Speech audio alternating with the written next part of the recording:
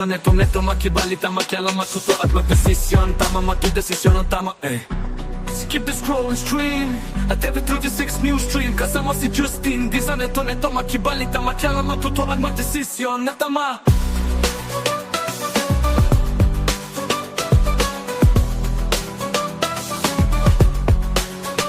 Skip the scroll and stream at every 36 news stream. Kasama si Justin. Di sa neto makibalita makialam matuto at magdesisyon na tama magdesisyon na tama.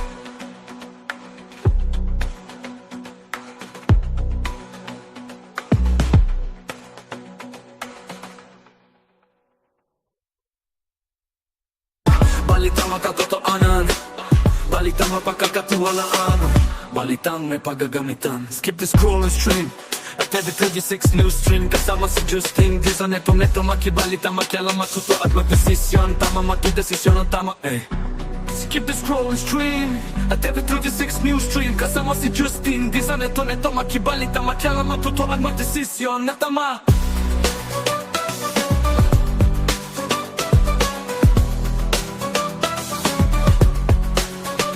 Skip the scroll and stream at every 36 news stream. Kasama si Justin. Di sa neto makibalita makialam matuto at magdesisyon na tama magdesisyon na tama.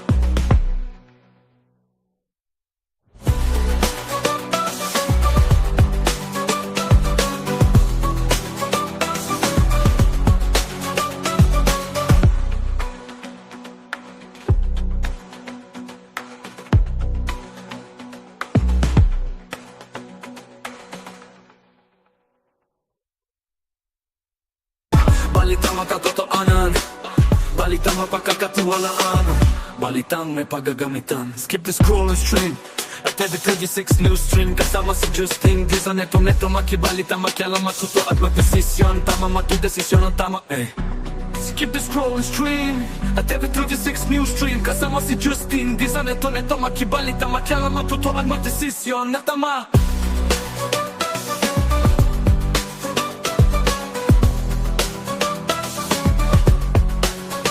Skip the scroll and stream at every 36 news stream. Kasama si Justin. Di sa neto makibalita makialam matuto at magdesisyon na tama magdesisyon na tama.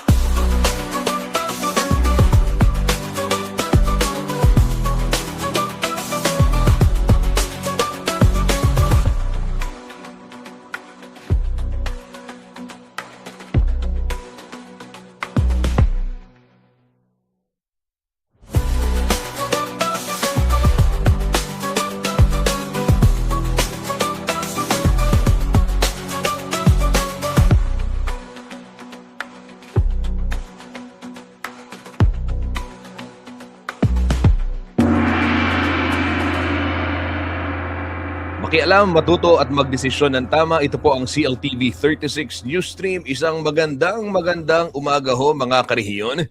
Welcome sa inyong paboritong programa tuwing alas 10 ng umaga. Sama si Justin. Di sa neto makibalita makialam matuto at magdesisyon. Tama magdesisyon. Araw ho ng Lunes ngayon, April 20, 2026. Kumusta ho kayo mga karehiyon? Naway nasa mabuti kayong kalagayan sa mga oras na ito. Naway nakapagmerienda na yung marami sa atin, o di kaya naman nakapag-almusal, at sana ay nakapagpahinga rin kayo nito pong weekend. Ayan. Kasama si Justin. Di sa neto makibalita makialam matuto at magdesisyon na tama magdesisyon na tama. Bati portion muna tayo. Siyempre simulan natin ang umaga dito ho sa portion para sa inyo, di ba? Siyempre, programa ho ninyo ito, istasyon ninyo. Ayan, pagbati kay Angelo Redaha ng Malone City, Bulacan. Sabi niya, thank God it's Monday morning, Kuya Justin Dizon. Ang init sa Malolos, Bulacan. Ayan. Shout out sa mga karehiyon natin dyan sa Malolos City, Bulacan. Sabi ni Angelo, mainit. Ingat ho sa mga, yung heat index. Mamaya babanggitin din natin yan. Pero paalala, iwasan yung mga maalinsangang damit, tapos magdala ho ng panangga sa matinding sikat ng araw. Balitang may paggagamitan. Tapos panay ang inom ng tubig. Okay? Kasama si Justin Dizon, neto makibalita, makialam, matuto at Ito na, tubig ho hindi po. Eto na naman tayo, hindi po kape. Di ba? Hindi kape, hindi rin soft drinks. Tubig po ang kailangang inumin. Upang sa gayon, maiwasan. Kaya nga, ganun talaga. May mga iba kasi, parang hindi ako ma-heat stroke, inom ako ng maraming soft drinks, di ba? skip the scroll and stream. Ayon ho sa mga health expert, ayon po sa DOH, kailangan yung tubig inumin para hindi ma-dehydrate. Wag po yung mga colored drinks, iwasan ito dahil mas nagkakos ito ng dehydration.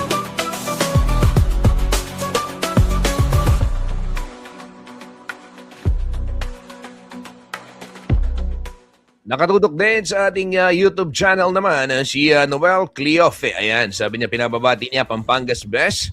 At maraming salamat sa laging panonood dito sa ating YouTube channel. Opo mga karehiyon.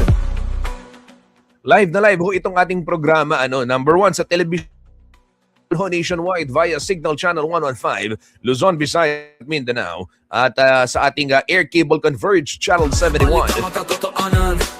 Balitang mapagkakatiwalaan, balitang may paggagamitan. Skip the scroll and stream at every 36 news stream. Live na live din ho ito sa ating 37 cable partners dito po sa Central Luzon at sa Free TV Channel 36 sa Kalakhang, Pampanga. 36 news stream kasama si Justin.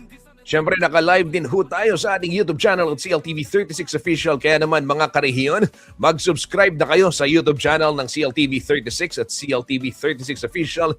Ganyan din sa ating Facebook channel o Facebook page at CLTV 36 Official and at CLTV 36 News. Bisitahin din ang website ng CLTV36.tv upang makita, mabasa yung iba't ibang mga content, mga balita tungkol ho dito sa Central Luzon.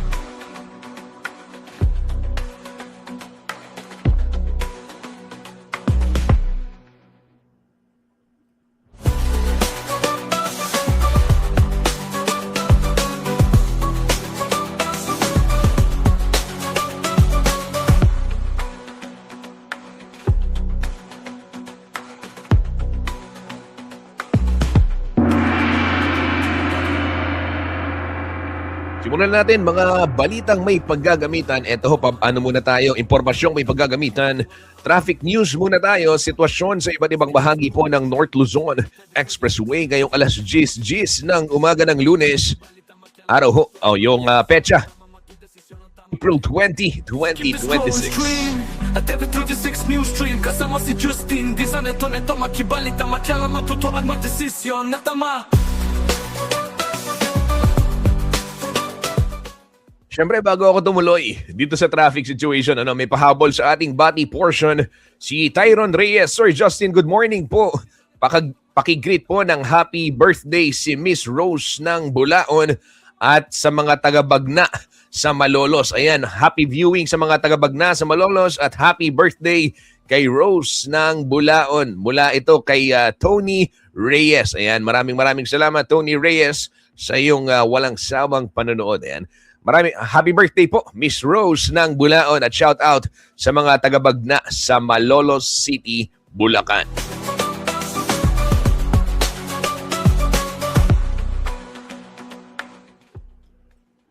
Sitwasyon ho dito sa may Torres Bugalion Bridge, northbound portion, light traffic at yung southbound din, baluwag din ang sitwasyon sa mga oras na ito. Dito naman sa bahagi ng Valenzuela, northbound, dito po sa North Luzon Expressway ay light traffic din. Maluwag din ang bahagi nitong southbound lane sa Valenzuela. Mindanao Toll Plaza, wala po masyadong pila dito sa palabas na expressway.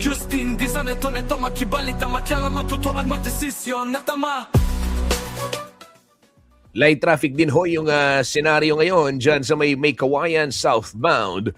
At yung Taal Bridge, Tambubong, magkabilang linya, maluwag din ang daloy ng trapiko. Kailangan matuto at magdesisyon na tama, matudesisyon na tama. Maluwag din po ang daloy ng trapiko sa bahagi naman ng Mexico, Pampanga, nasakop po ng Luzon Expressway. Samantala,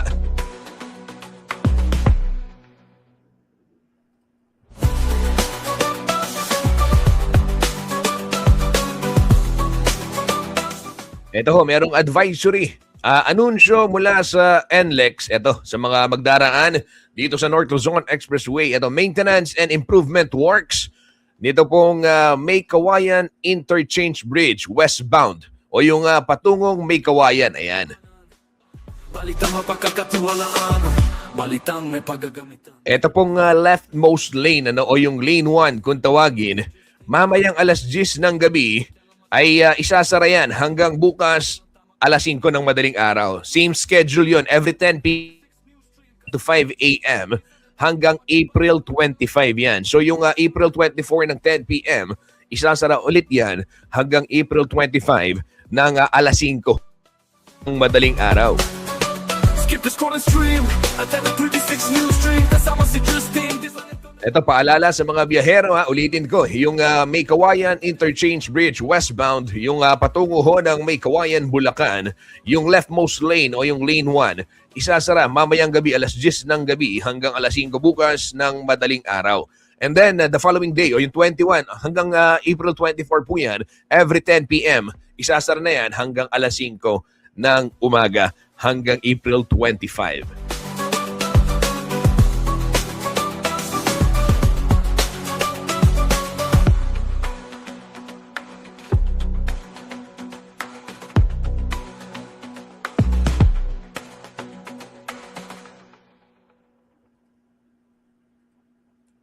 Balitang makatotoanan, balitang mapagkakatiwalaan. Ito naman, silipin natin sitwasyon ng trapiko sa may syudad ng San Fernando, Pampanga. Pero bagong lahat, batiin muna natin, nanonood din sa ating programa, Joel Stephen Manalo ng Santo Domingo, Minalin, Pampanga. Maya payabak ko yung Joel, dakala salamat. Nakatutok din si Yoy Manalo. Yoy Manalo, Yoy. Isang magandang umaga. Maraming salamat sa panonood ng CLTV 36 News Stream. Skip the scroll and stream at the 36 news stream. Kasama si Justin. Disanito na itong makibalitang kailangan matuto at magdesisyon na tama, matudesisyon na tama. Makibalita muna ho tayo sa sitwasyon ng trapiko dito ho sa kabisera ng lalawigang Kapampangan, City of San Fernando, Angeles City, boundary at ng San Fernando, dito sa may Santo Domingo, Angeles City at Telabastagan, light traffic sa mga oras na ito. Maluwag din ho ang sitwasyon dyan sa may portion naman ng Panings, yung patungong PhilAm Friendship Highway o yung kung kayo po itutungo naman ng Porac at ng Clark, light traffic din dyan sa may section na yan. Samantala, dito ho sa may Holy Angel Village, light traffic din. Maluwag din ang sitwasyon sa portion naman ng Baliti, yung Baliti intersection. And light traffic din sa may Sindalan. Same scenario sa may Del Rosario. Maluwag din ho ang daloy ng trapiko dito ho sa may Regional Government Center, yung Diosdado Macapagal Regional Government Center o SACOP, Maimpis. And dito sa may St. Jude going to Lazatin Boulevard ay light traffic din. Konting antayan lamang sa mga traffic light portion. Maluwag din ho ang daloy ng trapiko dito naman sa may bahagi ng Maimpis.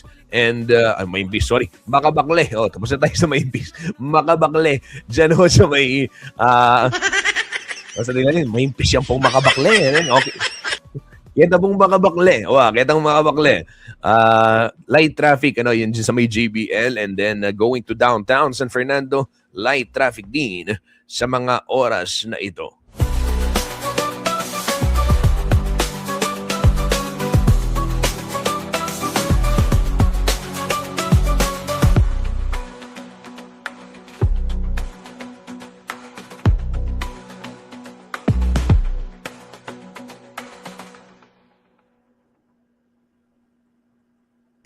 Balitang makatotoanan, balitang mapagkakatiwalaan, balitang may paggagamitan. Skip the scroll and stream at every 36 news stream kasama si Justin. Ito, bigyang daan din natin itong traffic advisory naman mula dyan sa may City Public Order and Safety Coordinating Office o si POSCO ng Ciudad San Fernando. Totoo ang magdesisyon na tama. Meron pong bahagi ng Jasa o ng Jose Abad Santos Avenue, yung westbound lane, ang westbound, ibig sabihin, going to Bataan, going to Bacolor, ang temporarily isasara dahil po sa isinasagawang pagdidismantle ng mga poste ng National Grid Corporation of the Philippines o NGCP. Magsisimula ho yung pagbabaklas nitong mga posting ito, yung mga naglalakihang poste at mamayang gabi. Ito pong gabi ng April 20 at magpapatuloy 4 na po yung tatanggalin.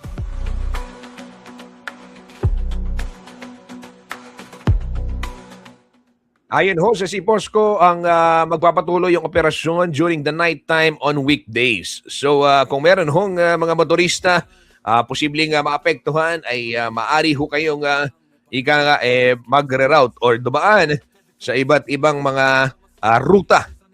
Makibalita, makialam, matuto at magdesisyon. Tama, magdesisyon ang tama.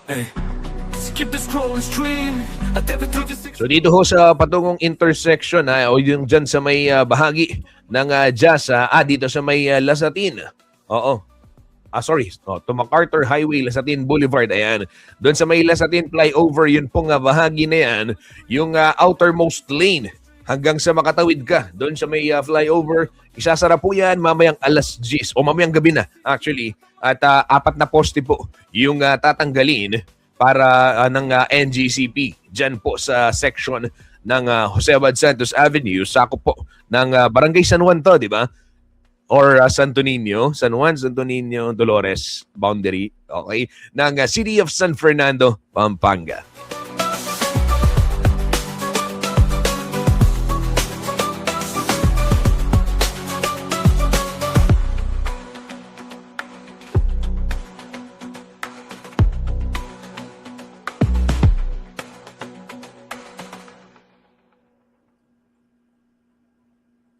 Balitang makatotoanan, balitang mapagkakatiwalaan, balitang may paggagamitan. Skip the scroll and stream at every 36 news stream kasama si Justin. Di sa neto makibalita, makialam, matuto at magdesisyon. Tama, magdesisyon ang tama.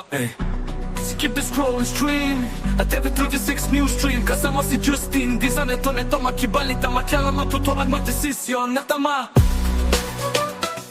Sitwasyon naman ho ng trapiko sa lalawigan ng Bataan ang ating silipin ngayong alas 10:20 ng umaga, araw ho ng Lunes, April 20. News stream kasama si Justin. Di sa neto makibalita, makialam, matuto at magdesisyon na tama, magdesisyon na tama.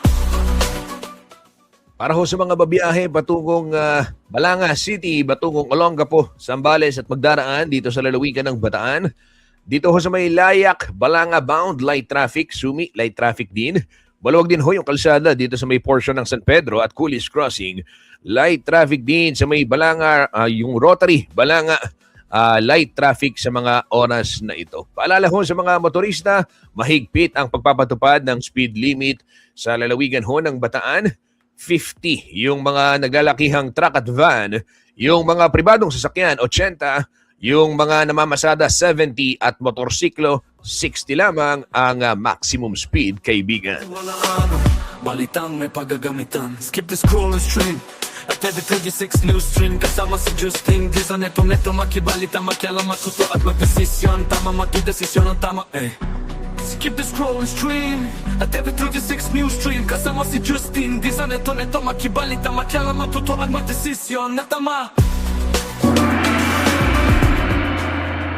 Isang takbuhan, isang komunidad, isang layunin. Clark One Big Run 2026 na. Makisaya at makitakbo kasama ang Ateneo Pampanga Student and Alumni Association at Clark City Marathon sa May 3, Linggo, sa Philindes Mimosa Clark o Mimosa Plus Clark, Pampanga. Hindi lang ito karera, ito po'y pagkakaisa, para sa kabutihan. Mag-register na at i-search ang Clark One Big Run sa Facebook. Clark One Big Run, sama-sama sa bawat hakbang.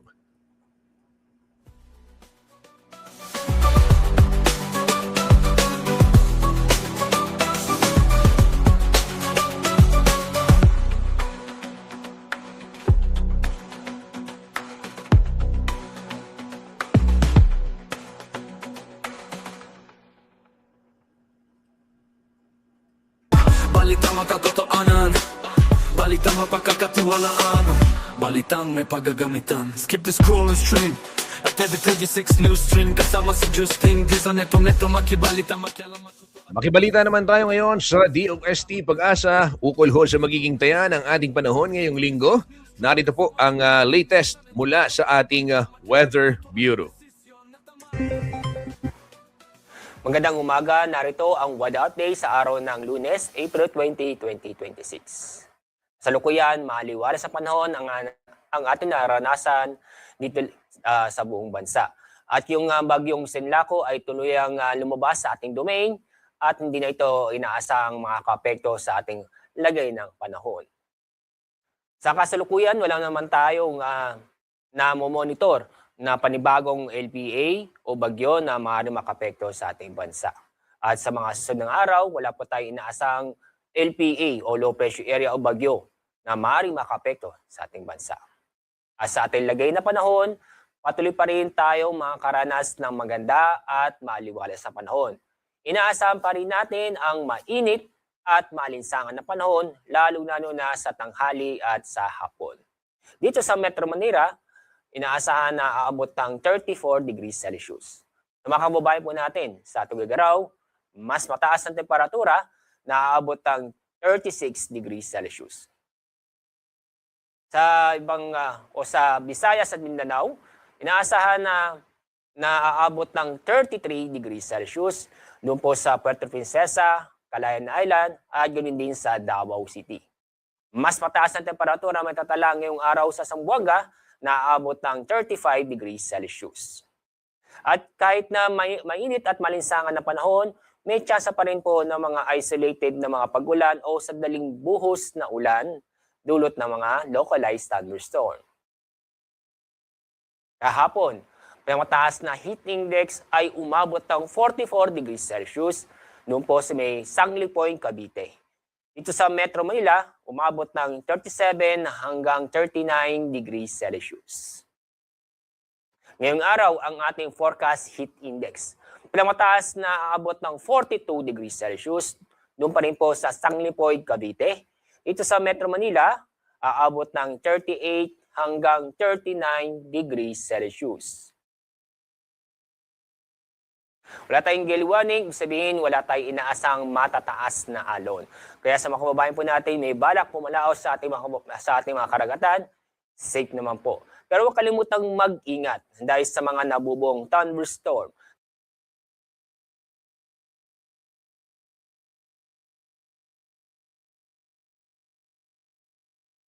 Sa bandang hapon o sa gabi. Ang araw sisikat mamaya pong 5:40 ng umaga. Ang araw lulubog sa ganap na 6:11 ng hapon. Yan ang ating update mula sa Pag-asa. Ako po si Alzardi Aurelio. Matuto at magdesisyon, na tama matudesisyon, na tama.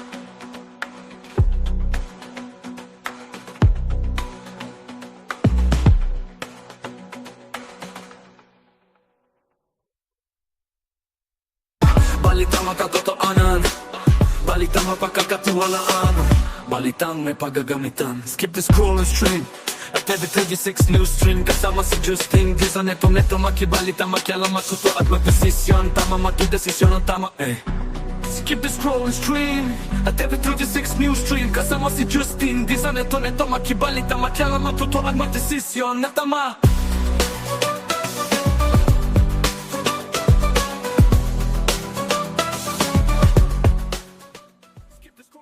Ito ho mga karihiyon, tuloy-tuloy tayo sa ating balitaan. Matuto at magdesisyon na tama, matudesisyon na tama.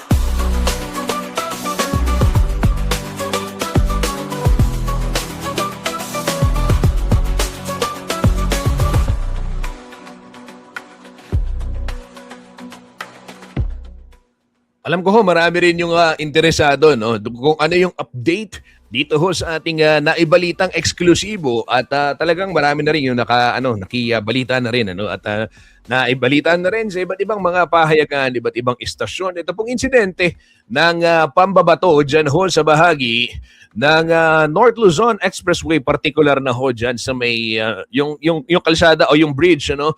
Ito pong portion ng Santo Tomas Bypass Road.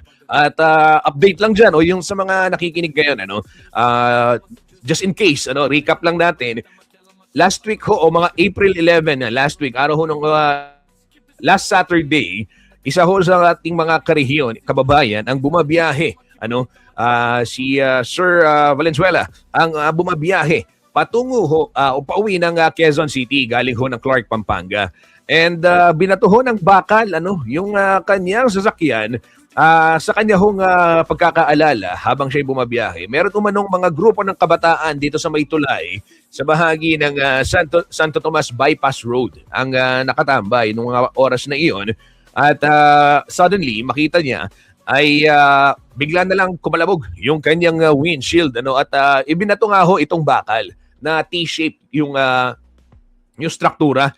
At tumama po sa kanyang windshield. Buti na lang, fortunately, hindi po nabasag yung windshield at umipit sa pagitan. I mean, hindi nag-shatter into pieces. Nabasag pero hindi tuluyang nag-shatter into pieces. Ano? At umipit in between the wipers and yung mismong salamin. So, nakapag tuloy-tuloy ho yung driver at dahil mahusay din magmaneho, experienced driver, hindi po nataranta, may presence of mind, hindi nag-sudden stop, diretso lang pagdating sa nearest gas station, tsaka po niya chinek yung insidente. Ano? At naibalita natin to sa may dito sa ating programa last week. At after that, before that, lumapit na rin yung NLEX. Ano? At sinabi nga, ito paalala sa mga bumabiyahe, mula mismo ho sa NLEX, ay talagang notorious umano ang insidente ng pambabato dyan naman sa portion ng Tulaok Bridge at yung Bukawi Bridge. Update lamang, nakita ko kasi nag-post din si Sir Valenzuela na yung mga hepe po ng Santo Tomas PNP at ng San Simon PNP ay nagtungo, ay nakipagpulong sa kanya upang tiyakin na meron po silang gagawing aksyon. So saludo sa mga sir, ano? Maraming salamat sa mabilis na aksyon. At naway hindi lamang dito matapos ano, yung incident ito. No? I know, marami ng beses may mga nakapagkwento na experience nila ito, pero ito talagang na-document ho ng mabuti ni Mr. Valenzuela itong insidente. Kaya naman ganun ho yung naging aksyon ng mga kinaukulan. Ano, naitabi niya. Ultimo yung yung kanyang yung bakal na itago niya ho, and then meron siyang report yung na magagamit. At doon po sa interview kanya nga ibinahagi kung paano to nangyari. Ano, yun nga yung nabanggit ko kanina, bigla na lang nabasag yung kanyang salamin. Tapos maya-maya makikita meron ng bakal ano. At isipin ho ninyo, yung ginawang iyon kung hindi po ganun kahusay mag-drive itong ating karehiyon na si Sir Ace Valenzuela, ay posibleng mas malala yung nangyari dun sa insidente. So ito po, pa-follow up natin. Nakita natin, nakipagpulong na yung pamunuan ng Santo Tomas at ng San Simon Police dun ho sa naging biktima upang mapag-aralan din at paano ba mababawasan o mababantayan itong ganitong insidente. Susubukan ho nating makausap itong pamunuan ng PNP kaugnay nitong insidenteng ito. At hingi tayo ng development regarding dun sa kanilang pakikipag-meeting kay Sir Ace Valenzuela. Marami ho sa mga nagko-comment, sabi pwede dapat lagyan ng CCTV ng NLEX itong mga bahaging ito. Ano? Balitang makatotoanan, balitang mapagkakatiwalaan, balitang may pagagamitan. Skip the scroll and stream. Yan ho ang latest update dyan sa incidenteng yan. At sa may mga karanasan, kaparehas na karanasan dyan ho sa pambabato. O kung kayo nabiktima rin ng ganyang style, ganyang pantitrip dyan sa NLEX, pwede ho kayong magpaabot ng mensahe dito sa CLTV 36 News at atin pong ilalapit din sa mga kinauukulan. Upang ganun maipon nila, ma-document ho nila at pag-aralan yung pattern. Kasi yung nakwento sa atin ng biktima na si Ginoong Ace Valenzuela, nung siya ay nagpunta doon sa may talyer, kung kailangan niyang ipagawa yung sasakyan, pang-apat ho siya nung week na yon sa mga nagpunta doon sa same talyer saying they were victims nitong pambabato na to sa may North Luzon Expressway. So, eto po paging NLEX Corporation. Alam ko nakipagpulong na kayo, alam namin nakipagpulong na kayo, but sana itong pulong na ito magtuloy-tuloy, mag-result into concrete actions upang mapigilan yung ganitong klaseng insidente kasi hindi lang ari-arian yung pwedeng masira. This may cost lives, At sa mga nakakanood naman kung ano yung trip nyo man, kung ito man ay trip lang, hindi siya masayang trip. Mas maraming masayang trip kesa sa pambabato sa NLEX. Kaya wag ho kayong mag-trip na ganyan mga kabataan. Ayon kasi dun sa report ay grupo umano ng mga kabataan na nakatambay doon sa may tulay bahagi ng Santa Tomas Bypass Road. Ayan.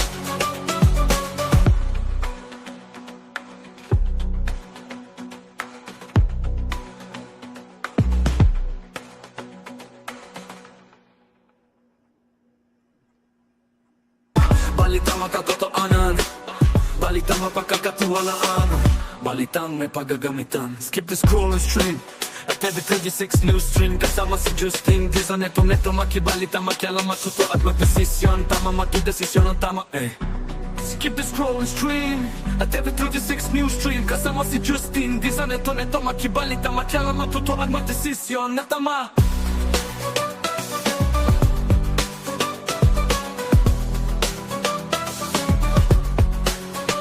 Skip the scroll and stream at every 36 news stream. Kasama si Justin Di sa neto makibalita, makialam, matuto at magdesisyon. Mula sa mahigit 200 nominees na dumaan sa masusing selection process, ilang programa at personalidad ng Radio World Broadcasting Corporation o RBC Media Group ang napabilang sa mga nominado sa prestihiyosong 20th UP Comrade sa Candingan Awards ng University of the Philippines, Los Baños.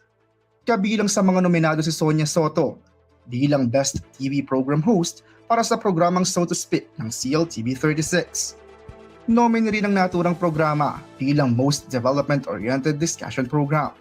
Pasok din sa nominasyon ng CLTV 36 News Report na pinamagatang Kawayang Tulay sa Makabebe, Dagdag Pasakit sa Mga Guro't Mag-aaral para sa Most Development-Oriented News Story. At ang Agri-TV Central Luzon Department of Agriculture Region 3 at CLTV 36 para sa Most Development-Oriented Livelihood Program. Samantala, nakakuha rin ng nominasyon ng RW 95.1 FM bilang Most Development-Oriented FM Station. Para sa radio categories, kabilang si Cecil Yumul bilang Best FM Radio Program Host para sa programang Bukas Bayan. Pati na ang naturang programa bilang Most Development-Oriented Environment Program at ang Save the Trees, Save Our Children ng naturang istasyon para sa Most Development-Oriented Radio Plug. Ang UP Combrodsok Gandingan Awards ay isa sa mga highly anticipated student organization-led university-based media recognition program na nagsimula pa noong 2007. Sumento sa temang pakinggan, tinig ng kalikasan ang mga pagkilala para sa taong ito. Gaganapin ang awards night ng 20th UP Combrodsok Gandingan Awards sa darating na April 25, 2026 sa DL Umali Hall ng UPLB. Raymond Tasoy, CLTV 36 News. Balitang mapagkakatiwalaan, balitang may paggagamitan. Skip the scroll and stream at every 36 news stream. Kasama si Justin Dizon, neto makibalita, makialam, matuto at magdesisyon. Maraming salamat po sa lahat ng bumubuo ng University of the Philippines Los Baños UP Combrodsok Gandingan Awards. Ito na ho yung kanilang 20th edition. Maraming salamat sa inyo pong pagtitiwala at pagtangkilik. Ang mapabilang ho bilang nominee of finalist alongside of course with the country's best ay isa hong patunay na ito hong CLTV 36 sa kabila ho ng mga, of course, mga dagok na nararanasan ng krisis na nararanasan ng marami ho sa atin dito ho sa ating bansa ng iba't ibang mga industriya kabilang kasama ho yung istasyon dun sa mga nagpapatuloy maghatid ng makabuluhang kwento, mga kwentong may may idudulot na mabuti dito po sa ating komunidad. Kaya mula po sa kaibuturan ng aming puso, maraming salamat. Hindi lamang po CLTV 36, kasama din po ang RW 95.1 FM at ang buong RBC Media Group. Dito ho, yung mapabilang kami sa mga nominees dito sa UP Combrodsok Gandingan Awards ay malaking bagay na po para sa amin. Muli, maraming salamat sa inyo pong pagtitiwala sa RBC Media Group.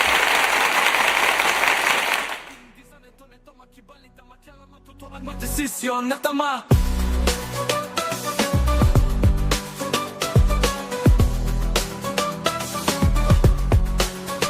Skip the scroll and stream at every 36 news stream. Kasama si Justin. Isang takbuhan, isang komunidad, isang layunin. Clark One Big Run 2026 na. Makisaya at makitakbo kasamang Ateneo Pampanga Student and Alumni Association at Clark City Marathon sa May 3, araw po ng Linggo sa Philinvest Mimosa Plus, Clark, Pampanga. Hindi lang ito isang karera. Ito'y pagkakaisa para sa kabutihan. Kaya naman mag-register na at i-search ang Clark One Big Run sa Facebook. Clark One Big Run, sama-sama sa bawat hakbang.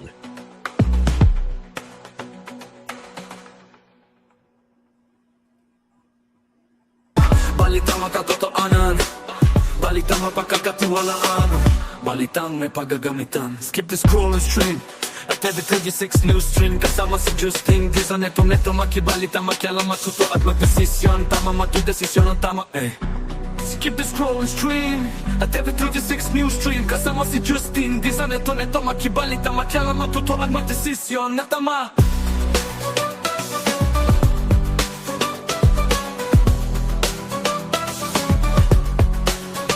Skip the scroll and stream at every 36 news stream. Kasama si Justin. Sa pagkakataong ito, panoorin naman natin itong special report ng ating kasamang si Paulo G. Santos kaugnay ho nitong pagvito ng ilang pondo dyan ho sa magalang LGU. Narito po ang panig. Nagsalita na rin ho si Vice Mayor Pecson dito ho sa nasabing usapin. Pakinggan ho natin ang panig ng iba't ibang mga opisyales ng lokal na pamahalaan ng Mabalacat kaugnay ho sa usapin ng kanilang budget. Narito pong exclusive at special report ng CLTV 36 News. Buong balikan ng may dito handa.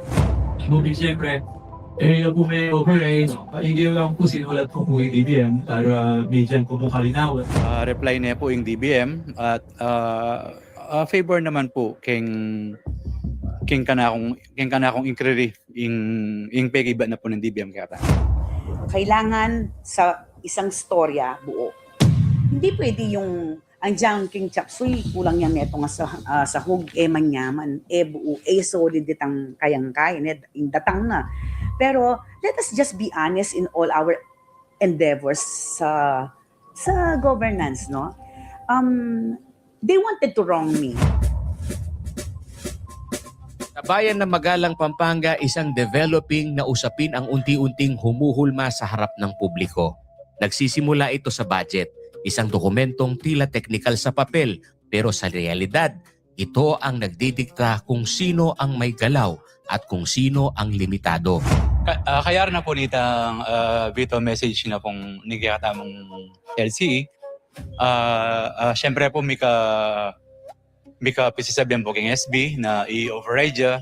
Mupine po may override. Uling sasabihan da, raring majority na gusto yung mayor yung gagawa na. Though may ka-manifestation siya po yung Attorney Coco na ating mapilan na naman gusto karetang may veto. Sa pagpasa ng 2026 municipal budget, ilang bahagi ang nabito. Kabilang dito ang pondo para sa opisina ng Vice Alcalde, partikular ang kanyang mga tauhan at ilang operational expenses. Dito na pumapasok ang tanong, hanggang saan ba ang kapangyarihan ng pagbito? Legal naman pang veto din ang although kailangan lang po kalupa po retang staffing for all SB members po sana. Ngini po retang akakit kung may veto po na ala naman item, apin po itang OMOOE, other maintenance and other operating expense na ala naman po mga nito, other maintenance and operating expense mo po ito pong kanakalagay. Hindi nagtagal, lumapit si Vice Mayor Eller Pecson sa Department of Budget and Management o DBM Region 3 upang humingi ng paglilinaw. At sa kanilang sagot, malinaw ang ilang punto. Una, ang veto ayon sa batas ay para lamang sa mga item na talagang nandyan sa aprobadong ordinansa. Ikalawa, hindi pwedeng bawasan lang ang halaga ng isang item. Ang kapangyarihan ng ehekutibo ay pumili, aprobahan o tanggihan, pero hindi baguhin dahil ang pagbabago ng halaga, trabaho na yon ng lehislatura ng Sangguniang Bayan. Anya ako po, mag-inquire ko pong kayong pampasarili ko, mag-inquire po kayong DBM tungkol po kayong PIS 79 at ngayon po may reply niya po yung DBM at favor naman po kayong kanakong inquiry yung pag-iba na po ng DBM kaya ba? Kung ang isang item ay wala sa final version, wala rin pwedeng i-veto. Sa madaling salita, hindi mo pwedeng tanggihan ang isang bagay na hindi naman ipinasa. Sa mas simpleng paliwanag, hindi pwedeng sabihing okay ang proyekto pero kalahati lang ang budget. Dahil kapag ginawa ito, parang isinulat muli ang batas at iyon ay lampas na sa kapangyarihan ng nagbito. Para sa DBM, ang ganitong hakbang ay maaaring ituring na invalid o lampas sa otoridad. Pero tulad ng maraming developing na kwento, hindi dito nagtatapos ang usapin. From Department of Budget and Management, Madam Rosalie Visandes, while we have provided our opinion, we suggest seeking a more authoritative stance from the Department of Interior and Local Government. Ay, po niya, very clear. Ngunit sa loob mismo ng komite, may mga tanong ding ibinato. May ilang miyembro na nagsabing ang DBM ay nagbibigay lamang ng opinyon. Hindi ito ang ahensyang nagpapatupad o nagbibigay ng pinal na interpretasyon sa ganitong usapin. Kasama rin ito sa sagot ng DBM kay Vice Mayor Eller Pecson. Reply na po ang DBM dahil very short is po. Just now. Ayan. Kasi it would be form part of the record, pati po itang sulat ng Vice. Para sa kanila, mas may bigat ang papel ng Department of the Interior and Local Government o DILG sa ganitong uri ng sigalot sa lokal na pamahalaan. Samantalang sa kabilang panig ni Mayor Malu Lacson, I don't say that I am always right, but I always act in a tactful way. I always decide in a prudent way, and I also decide based on jurisprudence then, just like what they are claiming. So, ang taking from what the DBM stated in the letter, sila mismo iminungkahi nila na humihingi sila ng mas angkop na pagpapasya mula sa DILG na mas may jurisdiction over the administrative na usapan ng lokal na pamahalaan. Higit sa lahat, yung ating sangguniang panlalawigan ay ang may reviewing authority and approving authority over local or municipal budget. So, ako naman, pagkatapos kong binito dito, yun, pinasa na natin sa kanila because it is in their hands na madi-decide yon kung tama ba yon o hindi yon tama. Wala ako doon sa budget hearing nila kasi for me, I rest solely my case sa mga those in authority. Ngayon, bakit kaya pinipilit nila na mali yun? Wrong spelling, wrong. Iginagalang din anya niya ang opinyon ng DBM, ngunit binibigyan diin na ito ay base lamang sa limitadong impormasyon. On the facts presented by the sender, which is the Vice Mayor. What does the Vice Mayor know as facts and not facts, diba?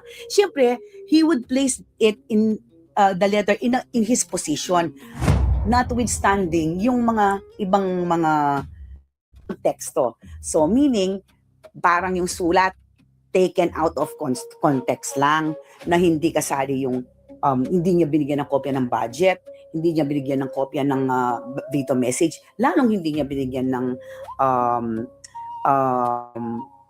ordinance, budget ordinance. So, although talagang I respect and I acknowledge BBM's position, no, yung information, pero based on the position, information rendered to them, based on the position rendered and presented to them. Kaya lang, siguro sa tingin ko lang, limitado masyado ang impormasyon na ibinigay ng Vice Mayor natin. Wala umano sa DBM ang buong dokumento, ang kabuang ordinansa, ang detalye ng line items at ang mismong veto message. Kaya para kay Mayor Lacson, ang naturang opinyon ay advisory at hindi pa pinal. Ang manungkulan na itong bayan bilang mayor ang po pang Vice Mayor, kailangan dapat ating convergence yan. Tamo mig-veto nung sobra-sobra. Vice Mayor Eller, lawen ming budget ang may approve mo. Lawen ming budget ng may approve ng milabas sa administrasyon. Pabanwa pa yung milabas or alapang pabanwa yung milabas over and above kareng kang former Vice Mayor Joseph Guzman. Ing miras ke ka, nakapantunan mo. Ating kasakyan, ating kabay sakyan, yalay ang bay sakyan. Manyad ka para ka rin barangay, ka mayor para sabihan mong mamiyak ang aid to barangay. Mayor mo po. Professional services. Bakit sabihan tamo pong deng taong may mag-aral na rin, mama? Daka diniprive ka rin kaya kang staff. Pero balo mo, Vice Mayor Eller, contract of service, job orders, only the mayors can sign contract with other people. Pero peborenda. Naano pa ing sasabyan mo? Naano pa ing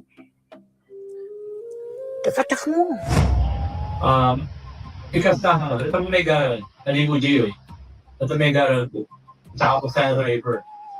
Pero, ngayon po sana problema kasi na naman daw kung Gio or SAT kasi. So, hindi ko po sabihan yung bias. Hindi po talaga pumanas na sweldo ng professional na rin yung Yes. Yes. Even drivers po sa mga po. May po ang drivers. Madam Chair, for clarification, is the legislative branch entitled to have job orders because these are contracts entered by the executive. It is only the executive who entered the contracts of job orders at malang hindi katawag yung legislative. Kumbaga, hindi na nakalamon pa para nakalaman yung executive. Sa ilalim ng batas, ang huling pagsusuri ang mas malalim at mas kontekstual at kung saan sa bawat pirma at bawat veto nakataya ang direksyon ng pamamahala. Sa ngayon, nananatiling developing ang kwento. Dahil sa politika, lalo na sa lokal na antas, ang bawat detalye, bawat interpretasyon ay maaaring magbago ng buong naratibo. Desisyon na tama.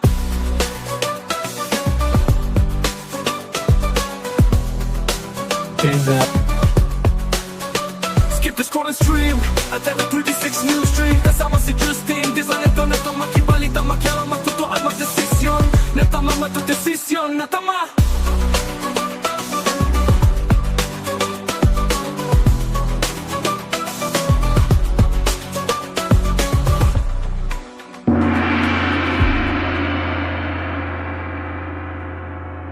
Isang takbuhan, isang komunidad, isang layunin. Clark One Big Run 2026 na. Makisaya at makitakbo kasama ang Ateneo Pampanga Student and Alumni Association at Clark City Marathon ngayong May 3 linggo sa PhilInvest Mimosa Plus Clark, Pampanga. Hindi lang ito karera. Ito'y pagkakaisa para sa kabutihan. Mag-register na at i-search ang Clark One Big Run sa Facebook. Clark One Big Run, sama-sama sa bawat hakbang. Skip the scroll and stream at every 36 news stream. Kasama si Justin, di sa neto makibalita, makialam, magtuto at magdesisyon. Tama matudesisyon, ang tama Magpapaalam na po si Justin Dizon, mga karehiyon. At magkita-kita tayo sa araw. Ay, wala pala. Oo, magkita-kita tayo sa Biyernes. Ayan. I-follow lamang itong ating page at CLTV 36 Official. And at CLTV 36 News para ho sa mas maraming balita tungkol sa mga bagay-bagay na may kinalaman ho sa mga mamamayan ng Central Luzon. Muli po, sa ngalan ho ng buong pwersa ng CLTV 36 News and Current Affairs para ho sa mga balitang makatotohanan, balitang mapagkakatiwalaan at balitang may paggagamitan. Ako po si Justin Dizon. Ito po ang CLTV 36 News Stream. Maraming salamat po.